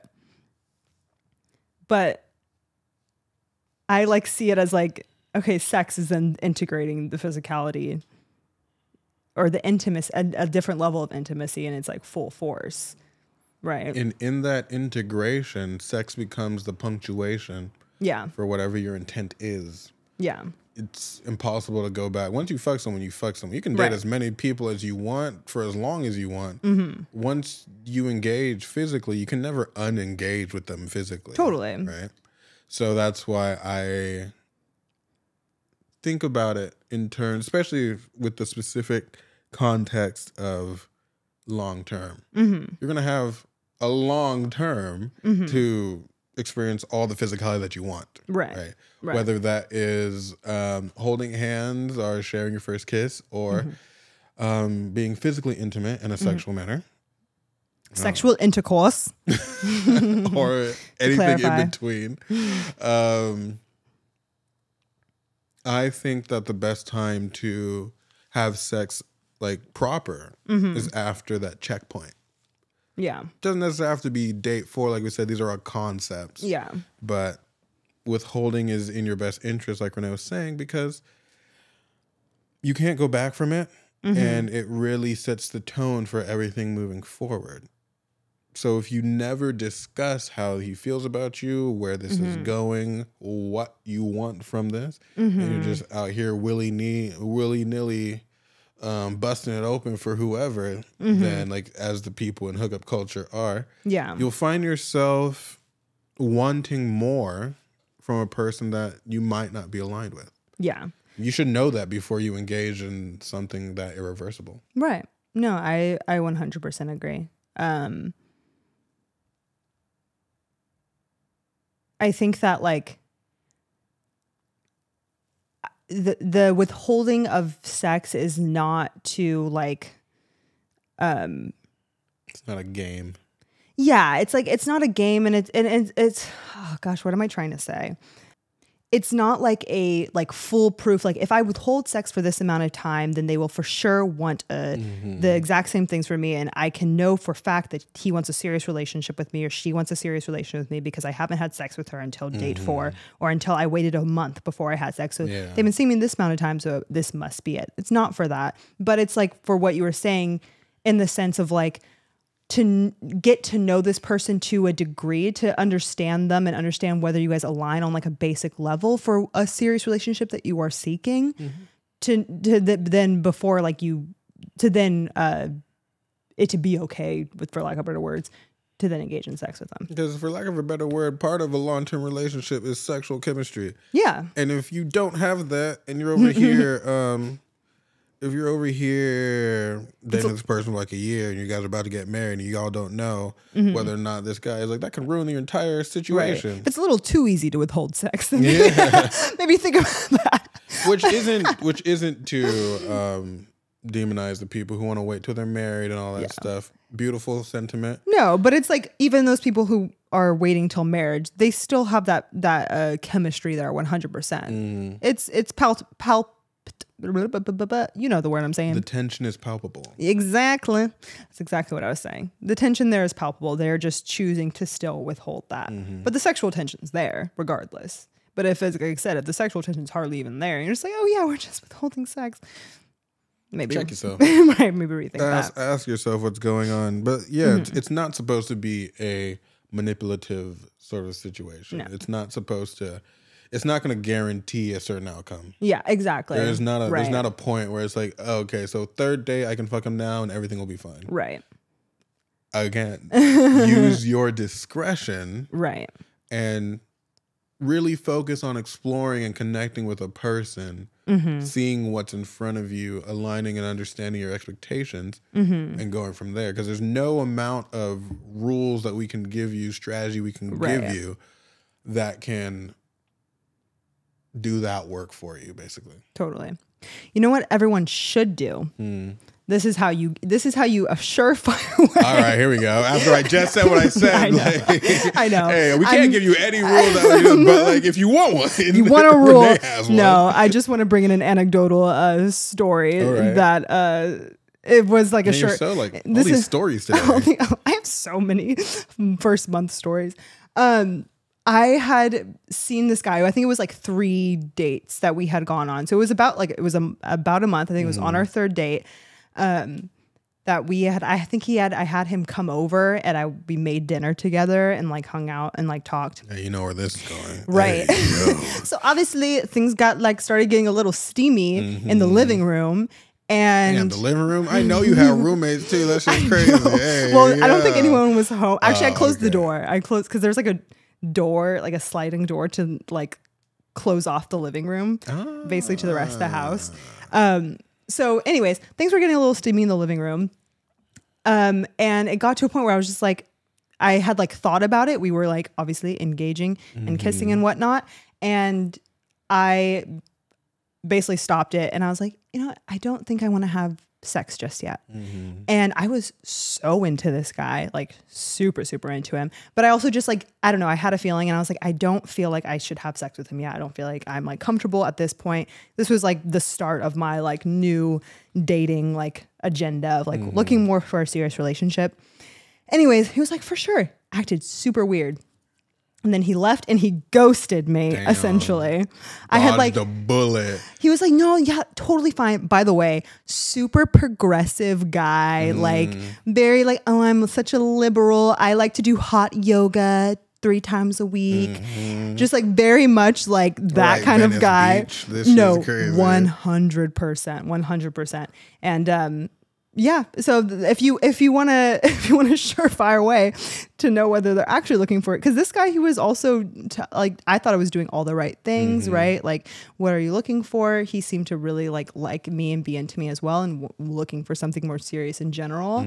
And the moment that I was like, you know, I actually don't want to do this, he was like, for sure, acted weird and then ghosted me, and I was like, for sure, he was probably just looking for something physical. Well, I can clarify that and be like, well, yeah, based on the outcome, he was 100%, yeah, 1000% looking for something physical. Yes. And I think there's something very powerful in that type of withholding sex when you are like, you're totally ready in the moment. You think you want this, but like you're listening to your body and yourself and really assessing in the moment.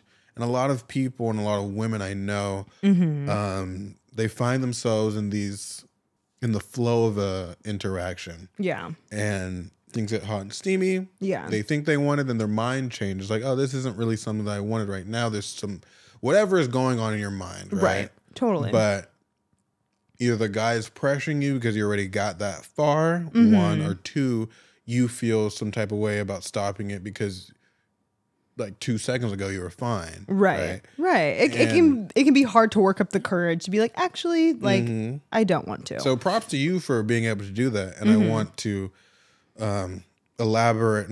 I want to encourage. I want to encourage other people to, within reason, right? If you know this person enough to be in these spaces, to listen to yourself and engage with your body in those moments, and don't feel some type of way about changing your mind midway, because there's nothing wrong with that. And if a guy doesn't respect that, then that is not a guy that you want in a long-term relationship anyways. Yeah, that is literally all you need to know. Yeah. There is, I think that this entire conversation about sex and how to have it in relationships, how to go about it when you start it, is a very specific thing that could use its own episode. Totally. But just generally speaking, female autonomy is a thing. Yeah.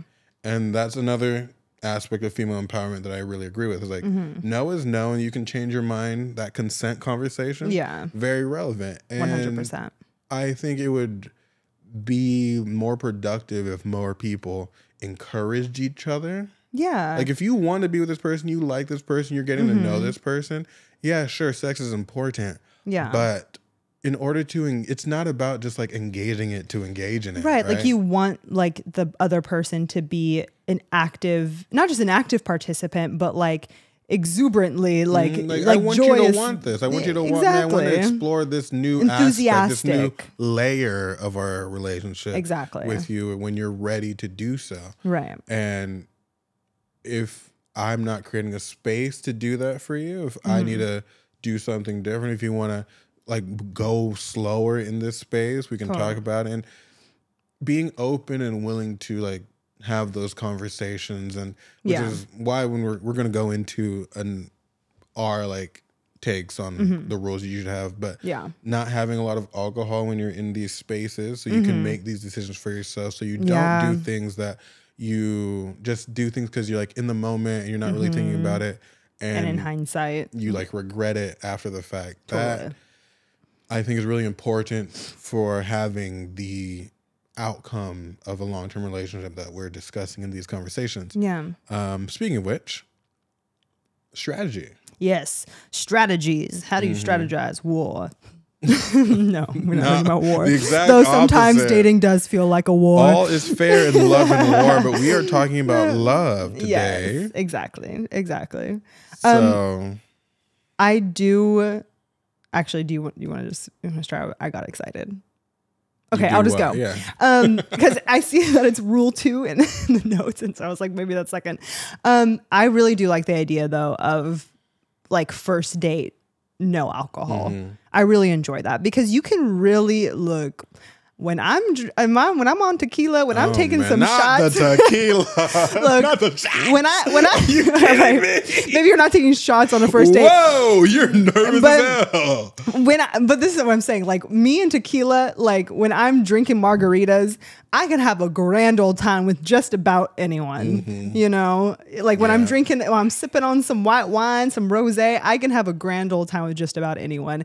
And you can't really gauge, like you're saying, like you can't really gauge in hindsight, like whether that was like genuine enjoyment or just like think about the amount of exactly. Like, literally, was that the liquor talking? You know, so I really enjoy that because I with myself and I've heard from like friends and whatnot and their like dating experiences that like alcohol has influenced the way that they saw the person when they were dating them, like in those like first like initial moments. And a lot of people use that as a justification, right? Because that is your truest self. Sure. I disagree. 100% I disagree, because that is I don't think that's your truest self as it is your least actualized self. That's not that's not the self that you are spending the most time with. Right. 100%. And a person like the person that we're talking about who is engaging in these spaces is a person who likes being with themselves soberly, exploring those aspects of themselves, and is looking for a person to do the same with mutually. So rule number 1. Limit your alcohol intake. Yes. On this first month. It's not gonna give you an accurate perception of the type of person that you are interacting with. Yeah. One, for your perspective on them. Right. And two, for your interaction with them. Yeah. Because you're going to be interacting in a completely different space, in a completely different mind. Yeah. You might be enjoying things that you wouldn't necessarily enjoy. Mm-hmm. And you are setting yourself up in the grand scheme of things to be with this person long term. 90% of your interactions will be sober. Yeah. You want to assess these people soberly. Right. Right? It just makes sense. The other one being that the first date should happen in the daytime. Mm-hmm. I think those two things go hand in hand because no one's drinking at 3 p.m. Right. Hopefully. If you are, hit me up because I like you. You're fucking fun. Let's hang out. Let's have a grand old time. Oh my God. Well, anyway, but it's nothing productive. Yeah. Actually, I can't even finish that sentence. A lot of productive things happen in the evening. Nothing productive to your relationship will happen in the evening on the first date. Yeah. And I think this is also like maybe a good rule to have like for a first date if you're someone who may kind of give into your impulses really easily, and just in terms of maybe engaging in like physicality too soon with someone, and that's something that you want to kind of take a step away from doing. Like, okay, like set the first dates during the day, have something planned at like 7 p.m. so that the date ends and like you go your separate ways, and so you're not like, you know, even if it's going well, even if there's lots of tension, exactly, even if you enjoy this person, like pace yourself. Yeah, 100%. Like there's no need to rush in that aspect. And doing it in the daytime, you're setting yourself up for success in the sense that there's going to be people around. The sun's on your face. Also, too, God's watching. God and everyone is watching. So this is true. Yeah. So even from like a female like safety perspective as well. Yeah, and, that too. Like if you're, you know, you met this person off of like a dating app. Everyone's on dating apps. You don't know who this person is. Yeah, yikes. Go out during the daytime, like you said. Lots of people are around. It'll be maybe feel safer. Yeah. And then 2, or I guess 3, completely in line with that, like you were saying, have something to do after the after the date. Yeah, because I don't think that first dates should go on indefinitely. Yeah. I think you start unraveling a little bit too much too quickly. Yeah. Because you get nervous, you're on edge, and now it's hour 3. I don't know what else to talk about. Or you're super excited about someone and you just start... You're giving up too much information. Yeah. You don't know him from Jacob. Right. And you're over here telling him all your deepest, darkest secrets. Yeah. It's not a good look. It doesn't scream self-control or doesn't really speak to a lot of self-discipline. Yeah. So, yeah. Again, set yourself up for success. Right. Leave them wanting more. 2 hours, an hour and a half. And then, like you said, leave them wanting more. Yeah.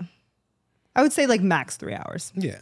And then have something to do. Yeah. And even if it's going well, you have the second date. That's what the second date is for. You can assess all those other things and explore all those other things. Right. On the other days that you have. Totally. And like and that also like gives you room to like then like marinate on like what, you know, those 2 hours or whatever of that first date was, and you can come back more excited and whatnot. Also too, like having something to do after like a date, it can it can help you like manage your emotions about it, right? Because at least for myself, I know like I could get like when I was dating, I would get really excited about a person. So like, because it's new, it's novel. Right, 100%, 100%. Exciting. Yeah, exactly.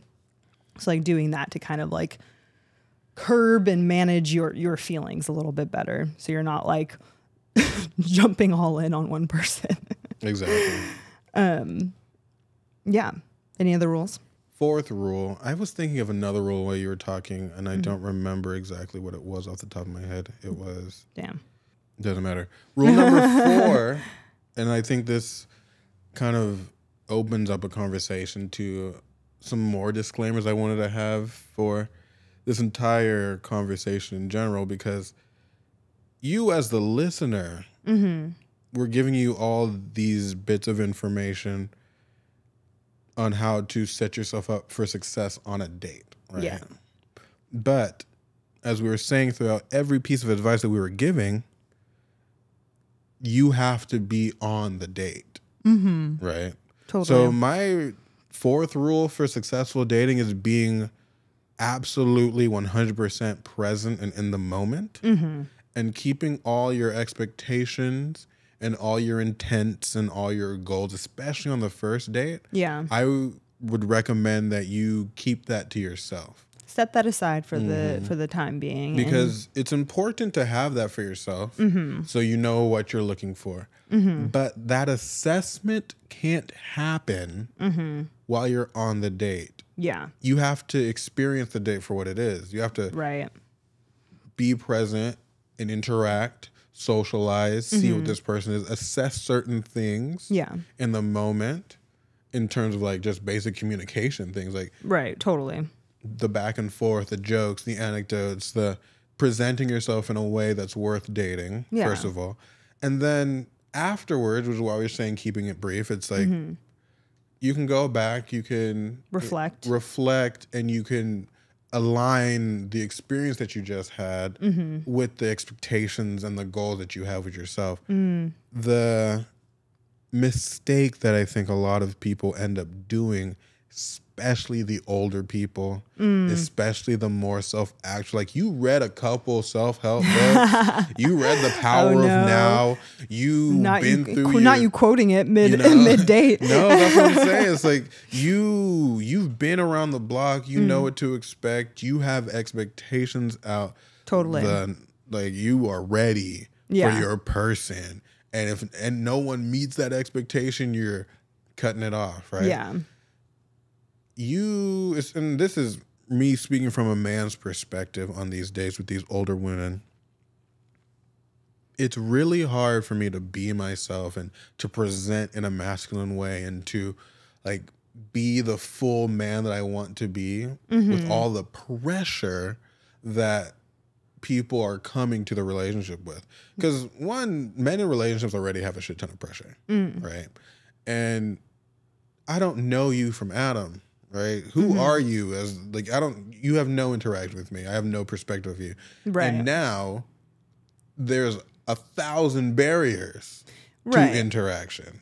Right. 100%. It's like there's like this like structure, like just being like, here's the square and like you're a circle. And she's like, well, here's. Are you gonna fit in there or not? Are you gonna fit in the square? Right. Like, no, it's like, oh, like, he has a job, checks off the box. Like, oh, like, do you go to therapy? Like all those like really, which is such a weird question to ask. I feel like on a first date, do I go to therapy? Okay, that I would call invasive. Like, you sound like you need therapy. Like right. Like I feel like that would just come up. Like what? Just like a strange, like unnatural question. So many people have it, and they have it in their like Hinge bios too. It's like, make sure you've been to therapy. Like, we need to talk about that. Look, I'm all about the therapy, but it's just like the way that you bring it up, right? I'm all about the self-help. I'm all about like the improvement. That's what we're talking about, right? Really. No, exactly. But in the spirit of romance, in the spirit of getting to know a person, in the spirit of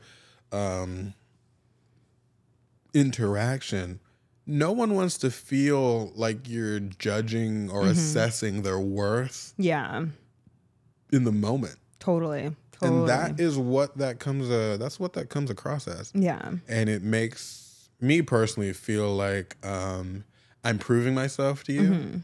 And I'm like, I don't know you. Why do I feel like I have to prove myself? Like, I'm trying, like, I'm here right now. Yeah. Because I thought you were worth getting to know. Yeah. And you are not even doing me the courtesy of trying to get to know me in turn. Yeah. To me, that's a waste of time. You have to leave space for the person to show themselves, right? Instead of bombarding them with all of like your checklist, with all your rules and whatnot. Not to say that those things aren't relevant, but like you were saying, it's important to set those things aside because it can become, you can overwhelm the person with those things. Your checklists are for you. Yeah. Not for the other person. Yeah. And then you experience the person and you decide for yourself if they meet those standards. Yeah. But if you're projecting that onto other people, you're robbing yourself of the experience of getting to know a person. Yeah. And that to me is a conflict of interest. Amen. Preach. It is what it is. No, I completely agree with that. I totally agree. Anything else to say on strategies and planning? War. War strategy. This girl's scary. Like we were saying before, I'll reiterate again. Movement is very important in dates. Yeah. And I think first dates can be very simple and straight to the point. Mm-hmm. Go for a walk. Yeah. Get some coffee and walk around like the little plaza. Yeah. I conveniently live next to a lot of like walkable areas. Yeah, like little like easy hike type. Little open door mall type stuff. That too, yeah. So it's like, oh, we can get mall, or we can get like a little coffee right here and then walk around all the stores and like chat and have a good time. And it makes it very easy to like flow with the environment a little bit. It's like, oh, look at these people, blah, blah, blah, look at that stuff. And not feel so pressured to perform all the time. Yeah. And another suggestion that I have to make it a little more lighthearted is to incorporate like a certain level of playfulness. Yeah. One of my things, and I saw this online the other day again, is as a couple, first date, you guys playing the are they fucking game, which is you're looking at other couples and you're trying to right? You're trying to assess where they are in their relationship. That's funny. And me and my boyfriend do that, except we do it with like the restaurant people. No, yeah, it's basically like, are the servers fucking? It's basically the exact same thing. It's basically the exact same thing. It's like, oh, like, yeah, they're on their first day. Oh, look at how she's touching her. He's so awkward. He's so nervous. That, and the other. Totally. And I think it creates a natural rapport where you guys are both like interacting with each other. Yeah. And it doesn't necessarily have to be forced, right? Yeah. 100%. And you can do that with observation. I like doing word association games. So I was like, I'm going to start listing us. Well, I don't actually say it like this, but I just like, all right, give me the first word that comes to your mind. And I'll just say rain. And they'll talk about it. I'll just keep doing that. We'll do it for like 5 minutes. Rain, like water, blue, green, and then just go. That's fun, and that can like get the person like out of their head, or you get like exactly because they just go with the flow, and it's like a natural icebreakers, if you will. They were useful. Oh my god, they are icebreakers. The high school icebreakers were useful. Having those in the back of your head just in case you guys are both like. Because first dates are difficult in the sense that the rules are so aggressive that you don't necessarily know how to be. Yeah. Because you don't know what they're expecting and you're trying to feel them out. And if you're not necessarily confident in your ability to interact with people, then you're going to be nervous automatically. Yeah. So these are very easy ways to like loosen yourselves up.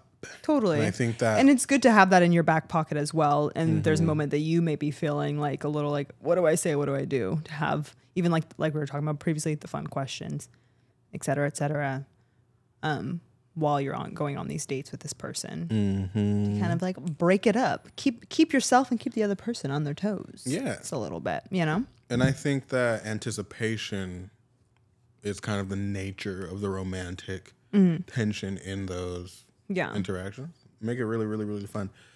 So yeah, like keeping it fun, nice, light, doing your whole thing. And I think